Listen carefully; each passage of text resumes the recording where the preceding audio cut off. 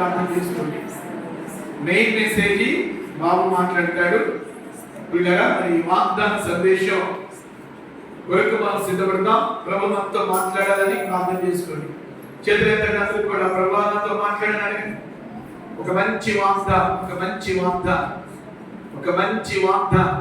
హల్లెలూయా, హల్లెలూయా, హల్లెలూయా, హల్లెలూయా, హల్లెలూయా, హల్లెలూయా, హల్లెలూయా, హల్లెలూయా. ఓ హల్లెలూయా.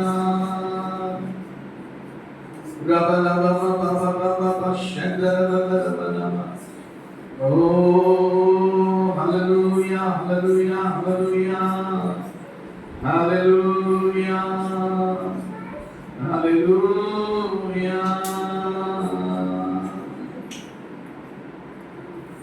ఓ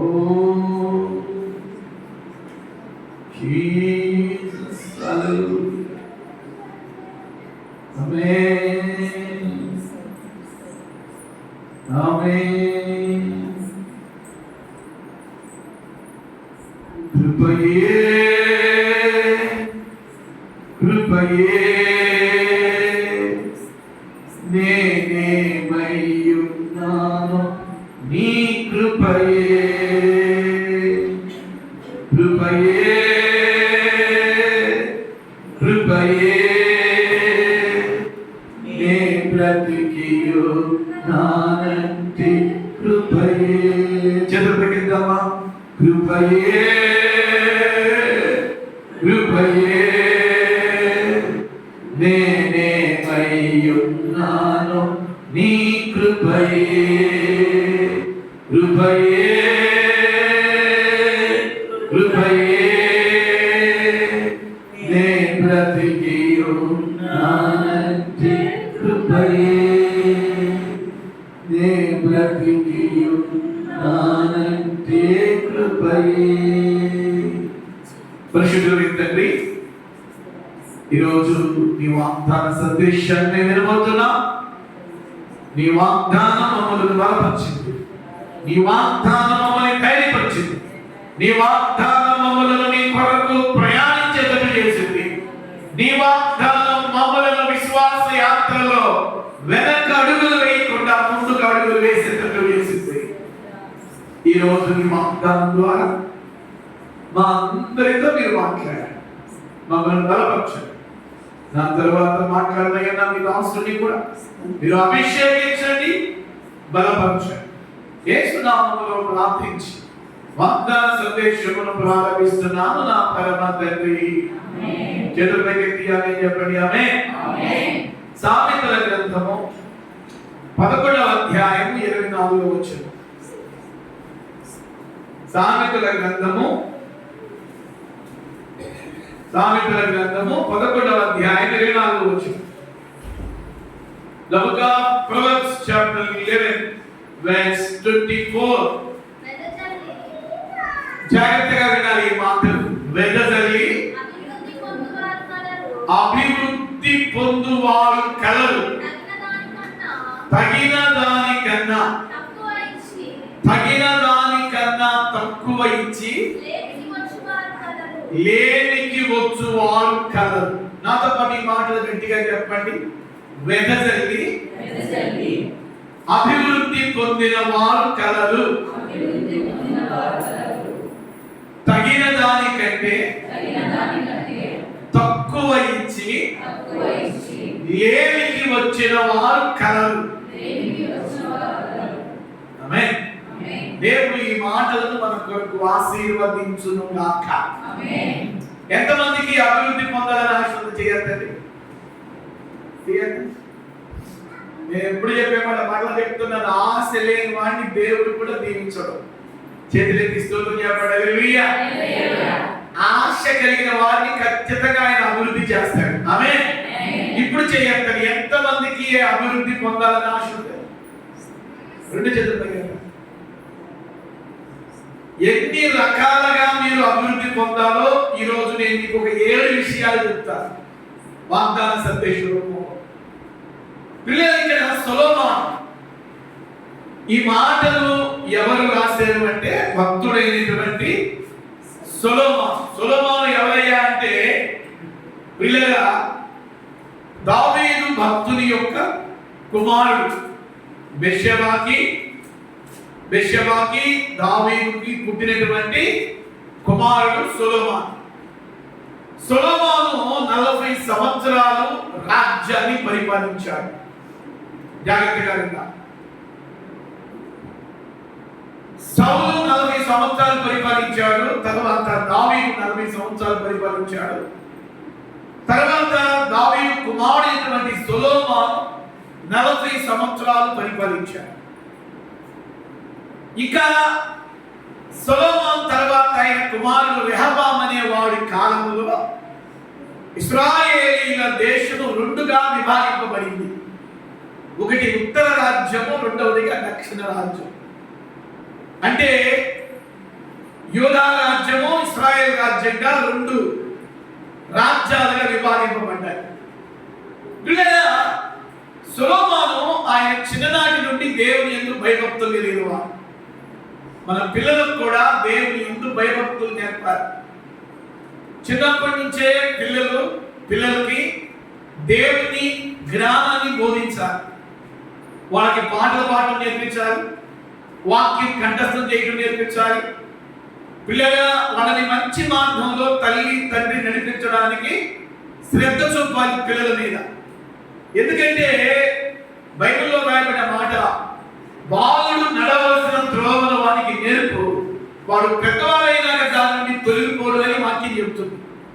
చిన్న వయసులో పిల్లలకి ఏ మంచి మార్గం నేర్పిస్తామో అదే మంచి మార్గంలో పెద్దయినా కూడా తొలగిపోలేని బైబిల్ చెబుతుంది.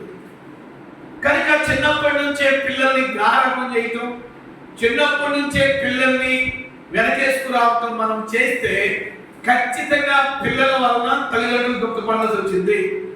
పిల్లల వలన తల్లిదండ్రులు వాళ్ళకు యుక్త వయసు రాగానే అమ్మాయిలైనా అబ్బాయిలైనా ఖచ్చితంగా తల్లిదండ్రులు బాధపడాలి.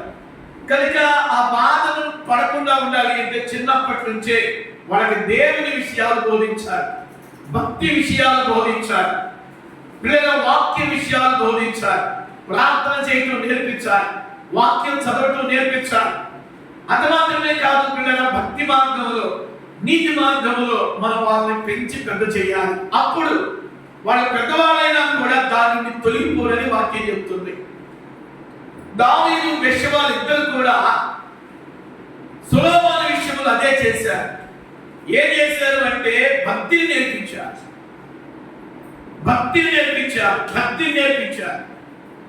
పిల్లల ఏ తల్లిదండ్రులు అయితే పిల్లలకు భక్తిని నేర్పిస్తారో ఆ పిల్లలు పెద్దవాళ్ళైనాక భక్తిలోనే ఉంటారు.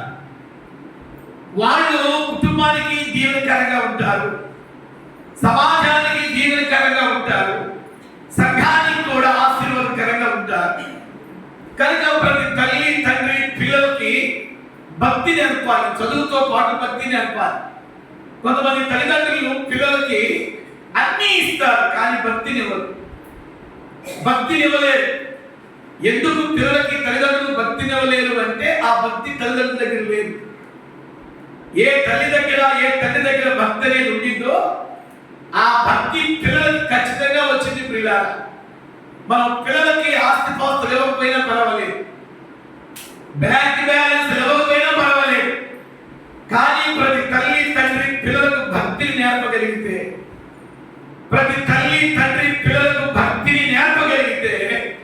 భక్తిని ఇవ్వగలిగితే ఆ భక్తి వారిని ప్రయోజకులుగా చేసింది. చేతులెత్తి ఆమేన్ చెప్పండి. హల్లెలూయా. పిల్లల సొలొమోను విషయంలో దావీదు బెత్షెబాలు అదే చేశారు. చిన్ననాటి నుండి సొలొమోనుకి భక్తిని నేర్పారు, ప్రార్థన చేయడం నేర్పించారు, ధర్మశాస్త్ర గ్రంథమైనటువంటి బైబిల్ని చదవడం నేర్పించారు, ఉపవాసం నేర్పించారు, ఆరాధన చేయడం నేర్పించారు, మందిరానికి వెళ్ళడం నేర్పించారు. అందుకే 40 సంవత్సరాల సొలొమోను పరిపాలనలో యుద్ధాలు ఏమీ లేవంట. అంటే అంత ప్రశాంతమైన పరిపాలన సొలొమోను అందించాడు ప్రజలకి. మన పిల్లలకి మనం భక్తిని అందించినప్పుడు మన పిల్లలు అనేకులకి ఆశీర్వాదకరంగా ఉంటారు. చదివి స్తోత్రం చెప్పండి. హల్లెలూయా. హల్లెలూయా. పిల్లలకి బూతులు నేర్పించమాకండి. పిల్లల్ని తిట్రా కొట్టరా అని మాత్రం అనిపించమాకండి. వాడు చిన్ననాటి నుండి తిట్టడం నేర్చుకుంటాడు, కొట్టడం నేర్చుకుంటాడు. వాళ్ళని వెళ్తాడు, వాళ్ళని కొడతాడు, వాళ్ళని కొట్టింది, వాళ్ళని తిట్టింది, చివరికి నీ మీదే ప్రయోగం చేస్తారు. స్తోత్రం చెప్పండి. హల్లెలూయా. సో ఖచ్చితంగా ప్రేమించాలి పిల్లల్ని. అట్ సేమ్ టైం పిల్లల హెచ్చరించాలి, గద్దించాలి. గారాబం చేస్తే వాడు పాడైపోతారు. గారాబం చేస్తే వాడు ఖచ్చితంగా నీకు దుఃఖాన్ని కలిగించే స్థితిలో మారుతారు. వాడు చిన్నపిల్లలు కదండి, పెద్ద తెలుసుకుంటారు అనుకుంటాం మనం. చిన్నప్పుడు నేర్పకపోతే పెద్ద అయినా కూడా నేర్చుకోలేదమ్మా. కనుక సొలొమోనుకి బెత్షెబా, దావీదు ఇద్దరు కూడా భక్తి నేర్పారు. అందుకే బైబిల్ గ్రంథంలో సొలొమోను ద్వారా కొన్ని పుస్తకాలు రాయబడ్డాయి. ఒక పుస్తకము పరమగీతాలు, యవ్వన కాలంలో పరమగీతాల గ్రంథం రాశాడు. తర్వాత నడిప్రాయంలోకి వచ్చేలేకి సామెతలు రాశాడు. వృద్ధాప్యంలోకి వచ్చినాక ప్రసంగి గ్రంథాన్ని రాశాడు. అందుకే ప్రసంగి గ్రంథంలో వ్యర్థము సమస్తము వ్యర్థం అంటాడు. అంతా పరిశోధించి సూర్యుని కింద భూమి మీద అంతా వ్యర్థమే అనేటటువంటి పరిశోధనలోకి వస్తాడు సొలొమోను. యవ్వన కాలంలో పరమగీతాల గ్రంథం రచించాడు. నడిప్రాయంలో సామెతల గ్రంథాన్ని రచించాడు. వృద్ధాప్యంలో ప్రసంగి గ్రంథం రచించాడు. అద్భుతమైనటువంటి ఆ 3 పుస్తకాలు చదివి తెలిపినారా ఎంత జ్ఞానమో దేవుడు సొలొమోనుకి ఇచ్చాడో మనకు అర్థమైంది. పిల్లల ఈ నడిప్రాయంలో రచించినటువంటి సామెతల గ్రంథాన్ని మనం గమనిస్తే 31 అధ్యాయాలు ఉంటాయి. ఆ 31 అధ్యాయాల్లో సుమారుగా 915 వచనాలు ఉంటాయి. 31 అధ్యాయాలు మొత్తం మీద 31 అధ్యాయాలు కనబడతాయి. సామెతల గ్రంథంలో 915 వచనాలు కనబడతాయి. పిల్లల ఈ వచనాలను మనం గమనిస్తే అసలుకి దేవుడు సొలొమోనుకి ఇచ్చిన జ్ఞానం చాలా అద్భుతంగా మనం గ్రహించగలుగుతాం. ఆయన ఇప్పుడు మనం చదువుతున్నటువంటి సామెతల గ్రంథం 11వ అధ్యాయం 24వ వచనములో తన కళ్ళ ఎదుట 2 రకాల ప్రజలు ఉన్నారని గ్రహించాడు. జాగ్రత్తగా వినాలి. తన కళ్ళ ఎదుట 2 రకాలైన ప్రజలు ఉన్నట్లుగా గ్రహించాడు.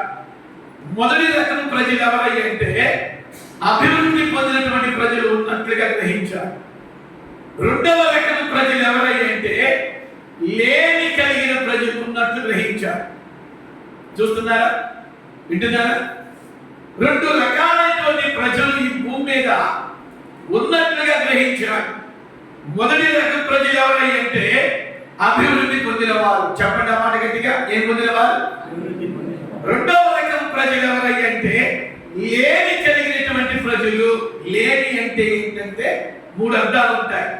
దరిద్రత, పేదరికం, కరువు. లేమి అనే మాటకి 3 అర్థాలు వస్తాయి. దరిద్రత, పేదరికం, కరువు. పిల్లల ఈ 2 రకాలైనటువంటి ప్రజలు తన కళ్ళ ఎదుట సొలొమోనుకి కనబడ్డారంట.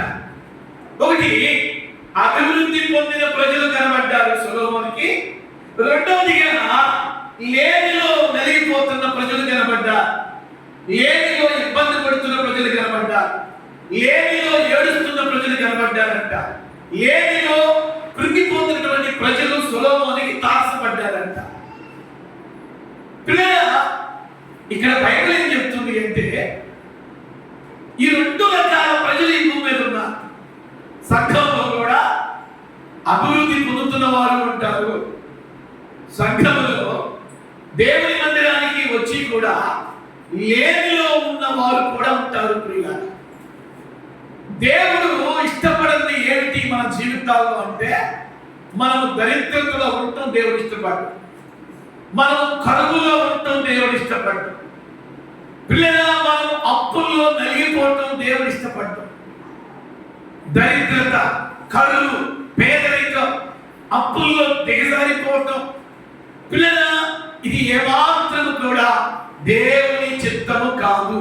ఆ మాట చెప్పండి, దేవుని చిత్తం కాదనండి. కొంచెం గట్టిగా చెప్పండి, దేవుని చిత్తం కాదు. ఏంటి దేవుని చిత్తం కాదు? నువ్వు పేదరికములో నలిగిపోవడం దేవుని చిత్తం కాదు. తర్వాత నువ్వు దరిద్రతతో బాధపడటం దేవుని చిత్తం కాదు. నువ్వు కరువుతో అల్లాడిపోవడం దేవుని చిత్తం కాదు. దేవుని పిల్లలు పట్ల దేవుని చిత్తం ఏమిటి అంటే అభివృద్ధిలోనికి రావాలనేది దేవుని చిత్తం. అభివృద్ధి అభివృద్ధి అభివృద్ధి. నా ప్రియమైన దేవుని పిల్లలారా, సొలొమోను అంటున్నాడు, ఈ అభివృద్ధికి కారణాలు చాలా ఉన్నాయి. ప్రభు చిత్తమైతే ఎప్పుడైతే నేను జ్ఞాపకం చేస్తాను. అభివృద్ధికి కారణం ఒక బైబిల్ సూత్రం ఏంటో తెలుసా? చదవండి, మీకు అదే మాట. సామెతల గ్రంథం 11:24లో ఒక క్లూ ఇస్తున్నాడు, జవాబు ఇస్తున్నాడు. అభివృద్ధికి కారణం ఏంటో చెప్తున్నాడు, లేమికి కారణం ఏంటో చెప్తున్నాడు. అక్కడే జవాబు ఇస్తున్నాడు జ్ఞాని అయిన సొలొమోను. దేవుని ఆత్మ ద్వారా చదవండి మళ్ళా 11:24 చదవండి కదా. వెదజల్లి అభివృద్ధి పొందిన వారు కలరు, తగిన దానికన్నా తక్కువ ఇచ్చి లేమికి వచ్చువారు కలరు. వింటున్నారు? చూడండి చూడండి, ఎందుకు కొంతమంది అభివృద్ధి పొందుతున్నారు, ఎందుకు కొంతమంది లేమిలో ఇబ్బంది పడుతున్నారు, కరువులో దరిద్రతల్లో లేదా చాలీచాలో ఎందుకు ఇబ్బంది పడుతున్నారో జవాబు సొలొమోను ఇస్తున్నాడు. అభివృద్ధికి కారణం చెప్తున్నాడు. ఎందుకు కొంతమంది అభివృద్ధి పొందుతున్నారు, ఎందుకు కొంతమందిని కొన్ని కుటుంబాలను దేవుడు అభివృద్ధి పదవులు నడిపిస్తున్నాడు అంటే వాళ్ళ జీవితాల్లో ఉన్నట వెదజల్లతో నేర్చుకున్నారట. స్తోత్రం చెప్పండి. ఏమి నేర్చుకున్నారు? ఆ మాట పలకాలి. పలికితే మీరు దీవించబడతారు.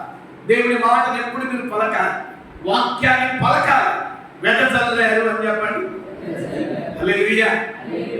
మీకున్న దాంట్లో, మనకున్న దాంట్లో ప్రియులారా, దేవుని పనికి మనము వెదజల్లగలిగితే, మనకున్న దాంట్లో చాలా మంది అంటారు, దేవుడు నాకు బాగా ఇస్తే నేను దేవుని పనికి వెదజల్లుతాను అంటారు. చాలా తప్పదు. నాకు బాగా ఉంటే నేను దేవుని పనికి వెదజల్లుతాను అని చాలా మంది అంటారు. చాలా తప్పది. దేవుడు ఏమంటాడంటే నీకున్న దాంట్లోనే, ఆమె చెప్పండి హల్లెలూయా. ఏమంటున్నాడు దేవుడు? నీకున్న దాంట్లో, నీకున్న దానిలోనే ఆయన పనికట వెదజల్ల ఉంటున్నాడు. చప్పటి కొట్టండి గట్టిగా. హల్లెలూయా హల్లెలూయా. చాలా పర్యాయాలు మనం ఏం చేస్తామంటే మన దగ్గర ఉన్నది చూసుకుంటాం, మనకి ఇవ్వాలని మనసు ఉండిద్ది, కానీ ఏం చేస్తామంటే పిల్లగా రెండో ఆలోచన చేసింది. ఏంటి ఆలోచన? బాగా ఉన్నప్పుడు నేను దేవునికి వేస్తాను, బాగా ఉన్నప్పుడు నేను దేవునికి ఇస్తాలే, బాగా ఉన్నప్పుడు నేను తారాడలకు పిలుపుతానులే. ఇది మనిషి ఆలోచన. దేవుడు అంటాడు, బిడ్డ బాగా ఉన్నప్పుడు నువ్వు ఖచ్చితంగా ఇస్తావు. నువ్వు బాగా ఉన్నప్పుడు ఇవ్వడం నేర్చుకోవాలి అంటే లేనప్పుడే నువ్వు ఇవ్వటం నేర్చుకోవాలి అంటున్నాడు. అని చెప్పండి. అదే చాలా సార్లు మనం ఆపోజిట్ లో ఉంటాం, వ్యతిరేకంగా మనం ప్రయాణం చేస్తాం. చాలా పర్యాయాలు మన పేదరికానికి, దరిద్రతకి, చాలీచాల స్థితికి కారణం ఏమిటి అంటే మనకున్న దాంట్లో విశ్వాసముతో మనము దేవునికి ఇవ్వలేకపోతున్నాం. ఈరోజు మీరు అభివృద్ధి పొందాలని దేవుడు కోరుతున్నాడు. మీ పిల్లలు అభివృద్ధి పొందాలని దేవుడు కోరుతున్నాడు. మీ ఉద్యోగంలో, మీ వ్యాపారంలో, మీ చేతి పనిలో మీరు అభివృద్ధి అభివృద్ధి అభివృద్ధి. పిల్లల అభివృద్ధి మీరు పొందాలి అని దేవుడు కోరుతున్నాడు. అభివృద్ధికి కారణం వెదజల్లడం, గివింగ్ అంటారు ఇంగ్లీష్లో. తెలుగులోనేమో ధారాళంగా. ఆ మాట చెప్పండి. ఎలాగా చెప్పండి చెప్పండి ఎలాగా? ధారాళంగా వెదజల్లితే నిన్ను దేవుడు అభివృద్ధి చేస్తాను అంటున్నాడు. అని చెప్పండి. హల్లెలూయా. ఈరోజు నా పిల్లల అదే మనం ఆలోచన చేస్తే లేమికి కారణం కూడా చెప్తున్నారు. లేమికి కారణం తగిన దానికన్నా ఉన్న దానికన్నా తక్కువ ఇవ్వటం. రామప్రసింగ్ చర్చిలో ఉన్న ఆత్మీయ బిడ్డలైన మీ అందరూ కూడా దేవునికి ఇచ్చుటలో మీ చెయ్యి ధారాళంగా ఉండును గాక. చేతుల దగ్గర ధ్యానం చెప్పండి. హల్లెలూయా. మీకు ఎప్పుడు చెప్పలేదు మాట చెప్తా. మన చర్చికి సుమారు చాలా మంది వస్తారు. దశమ భాగం తీసేవాళ్ళు ఎంతమంది తెలుసా? మాకు ప్రతి నెల కవర్స్ రూపంలో దశమ భాగం ఎంతమంది వస్తారో తెలుసా? ఒక 9 మంది లేదా 10 మంది. 9 మంది 10 మంది దశమ భాగం తీసేది. దశమ భాగం తీయకుండానే ప్రభుత్వాలు మనం పాల్గొంటాం. దశమ భాగం తీయకుండానే పిల్లల ప్రభు యొక్క శరీరాన్ని మనం తింటా ఉంటాం, ప్రభు యొక్క రక్తాన్ని తాగుతా ఉంటాం. మనకు తెలుసు దేవునికి ఇస్తే దేవుడు మనకి ఇస్తాడని. మనకు తెలుసు దశమ భాగం తీయాలని. ఎన్నిసార్లు మన మనసుని కఠినపరుచుకున్నామో తెలుసా? ఎన్నిసార్లు మన చేతిని బిగపట్టుకున్నామో తెలుసా? ఎన్నిసార్లు మన హృదయాన్ని కఠినపరుచుకున్నామో తెలుసా? దేవుడు అంటాడు మొదటి భాగం తీ అంటాడు. మొదటి భాగం తీ అంటాడు. నీకు వచ్చిన సంపాదనలో ఈరోజు 1000 రూపాయలు వచ్చినాయా 100 పక్కన పెట్టు. 10,000 వచ్చినాయా 1000 పక్కన పెట్టు. 50,000 వచ్చినాయా 5,000 పక్కన పెట్టు. 1,00,000 రూపాయలు వచ్చినాయా 10,000 పక్కన పెట్టు. పిల్లల దేవుడు మనకి ఇచ్చిన దాంట్లో మనము ఆయనకి మనం నమ్మకంగా మనం వెదజల్లగలిగితే లోటు అనేది రాకుండా చూసుకుంటాడు. కొరత అనేది రాకుండా చూసుకుంటాడు. చాలి స్థితి రాకుండా చూసుకుంటాడు. దేవునికి ఇచ్చి దరిద్రులైన వారు బైబిల్లో ఎవరు లేరండి. దేవునికి ఇవ్వకుండా ఐశ్వర్యవంతులైన వారు ఎవరు లేరండి బైబిల్లో. ఈ మాట జాగ్రత్తగా దేవుని పనికి వెదజల్లకుండా ఆశీర్వదించబడిన వారు ఎవరూ లేరు. దేవునికి ఇచ్చి దరిద్రులైన వారు ఎవరూ లేరు. మన యొక్క ఇండియన్ మెంటాలిటీ ఏంటంటే, భారతదేశం మానసిక తత్వం ఏంటంటే, అన్నీ ఉన్నప్పుడు దేవుని పనికి మనం ముందుంటాం. దేవుడు అంటాడు తప్పది. అన్నీ ఉన్నప్పుడు అన్యులు కూడా ముందుకు వస్తారు. అన్నీ ఉన్నప్పుడు దేవునికి దూరంగా ఉన్న విగ్రహారాధికులు కూడా దేవుని పనికి ముందు వస్తారు. దేవుడు అంటాడు విశ్వాసిగా నీకు ఏది లేదో, నీకు ఎప్పుడు నలిగిపోతున్నావో, ఇబ్బంది పడుతున్నావో అప్పుడే నీ నుండి నాకు కావాలి అంటున్నాడు. చదివేది అని చెప్పండి. హల్లెలూయా, హల్లెలూయా. ఎందుకు ఆయన మనకి లేని స్థితిలో నుండే ఆయన అడుగుతున్నాడు అంటే, మనల్ని ఐశ్వర్యవంతులు చేయడానికి. చేతులెత్తి అని చెప్పండి. హల్లెలూయా. మనల్ని భాగ్యవంతులుగా చేయడానికి దేవుడు పిల్లారా మనకున్న లేని స్థితి నుండే ఆయన అడుగుతున్నాడు. ఈరోజు మీతో దేవుడు మాట్లాడుతున్న మాట, మీరు అన్ని ఉన్నప్పుడు దేవునికి ఇవ్వగలుగుతున్నారా, లేదా ఏమీ లేనప్పుడు దేవునికి మీరు ఇవ్వగలుగుతున్నారా అనేటటువంటి ప్రశ్న. సొలొమోను అంటున్నాడు, వెదజల్లి అభివృద్ధి పొందిన వారు కలరు. మీరు అభివృద్ధి పొందాలి అంటే మీకున్న దాంట్లోనే పిల్లరా దేవునికి ఇవ్వటం నేర్చుకోండి. దేవునికి ఇవ్వటం నేర్చుకుంటే లేదా ఖచ్చితంగా మీ పేదరికము, మీ యొక్క దరిద్రతను, మీ యొక్క చాలించాల్సిన స్థితి నుండి దేవుడు మిమ్మలను విడిపిస్తాడు. దేవునికి స్తోత్రం చెప్పండి. హల్లెలూయా, హల్లెలూయా. 7 రకాలైన అభివృద్ధులు ఉన్నాయి. నేను ఒక్కొక్క అభివృద్ధిని రిఫరెన్స్ అలా చెప్పి నేను ముగిస్తాను. ఒకటి ఆత్మీయ అభివృద్ధి. యోహాను 3వ పత్రిక 1-2 వచనాలు చదువుకోండి. తర్వాతగా ఆర్థిక అభివృద్ధి, ద్వితీయోపదేశకాండము 28వ అధ్యాయం 11-12 వచనాలు. మూడవదిగా కుటుంబ అభివృద్ధి, కీర్తనలు 127 3-5 వచనాలు.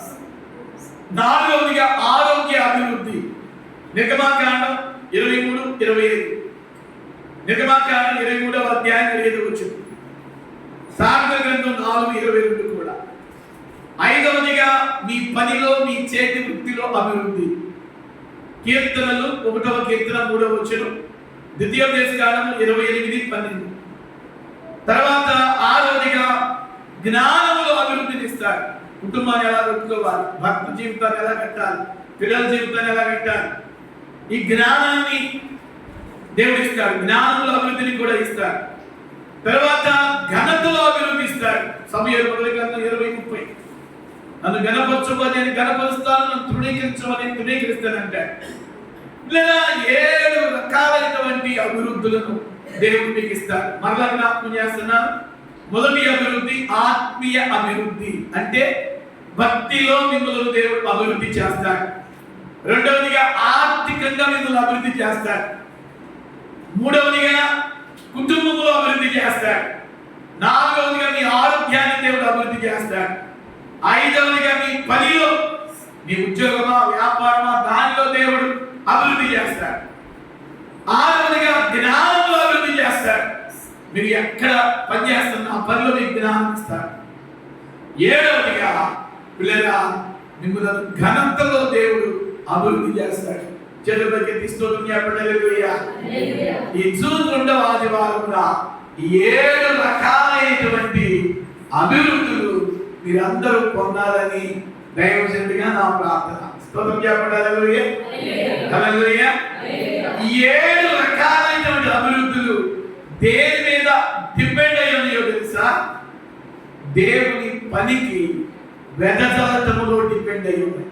అంటే మనకున్న దాంట్లో మనం దేవుని పనికి మనం ముందుకు ఇవ్వగలిగితే, నమ్మకంగా దేవునికి నువ్వు ఒక దాతృత్వంతో ఇవ్వగలిగితే ప్రియులారా 7 రకాలైనటువంటి అభివృద్ధులను మీరు కళ్ళారా చూస్తారు. దేవునికి స్తోత్రం చెప్పండి. హల్లెలూయా, హల్లెలూయా. సో 7 రకాలైన అభివృద్ధులు పిల్లలు మీరందరూ పొందాలని ఆత్మీయ తండ్రిగా నా ప్రార్థన. అందుకే సొలొమోను అంటున్నాడు 11:24 సామెతల్లో, వెదజల్లి అభివృద్ధి పొందిన వారు కలరు, తగిన దానికన్నా తక్కువ ఇచ్చి లేనికి వచ్చిన వారు కలరు. సారెపతి విధవరాలు తన దగ్గర ఉన్నటువంటి ఒక రొట్టె ముక్క ఆ కరువు కాలంలో తన కుమారుడు తిని చనిపోవాలనుకుంటున్నారు. దైవజనుడైనటువంటి ఏలియా వచ్చి ఏమన్నాడు చూడండి, ఏమన్నాడు? మొదట మంచినీళ్ళు అడిగాడు. అమ్మయ్యా బతికిపోయాం, పాస్టర్ గారు రొట్టె అడగలేదు, మంచినీళ్ళతో సరిపించుకున్నాడు అనుకుని అంతా ఉంది.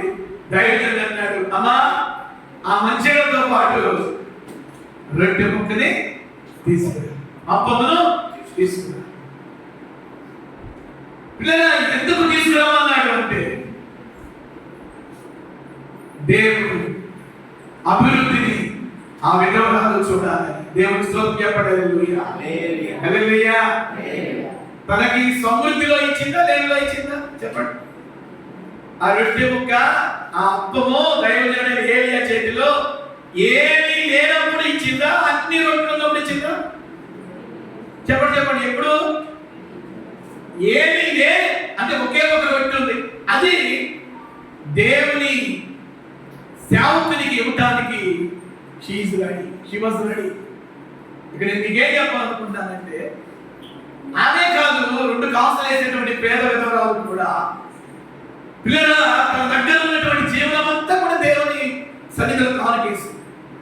సో ఇక్కడ నేను మీకు చెప్పాలనుకున్న ముఖ్యమైన మాట, దేవునికి తక్కువై కాదు, లేదా సేవకులను మాకు తక్కువై కాదు, మీకు తక్కువ కాకూడదని దేవుడి ఇచ్చేటువంటి స్తోత్రం.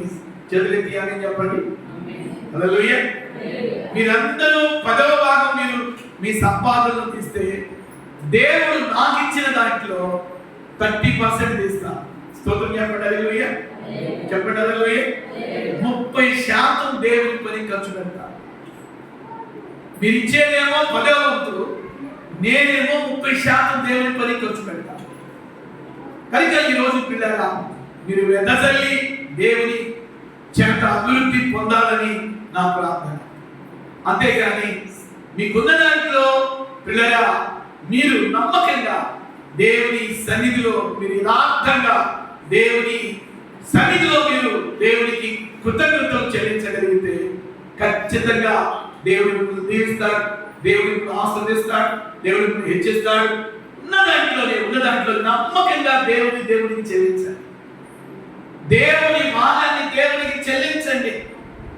నమ్మకత్వాన్ని దేవుడు చూస్తాడు, యథార్థతను దేవుడు చూస్తాడు. నువ్వు చెప్పు, దేవా ఈ నెలలో నాకు ఇచ్చింది నువ్వు ఇంత, దీంట్లోనే నేను నమ్మకంగా తీస్తున్నా అని నువ్వు ప్రార్థన చేసుకుని నమ్మకంగా నువ్వు దేవునికి ఇవ్వగలిగితే నీ లేమిలో నువ్వు దేవునికి ఇచ్చిన దాన్ని దేవుడు చూసి ఆ నెల అంతా నీకు సమృద్ధిస్తాడు.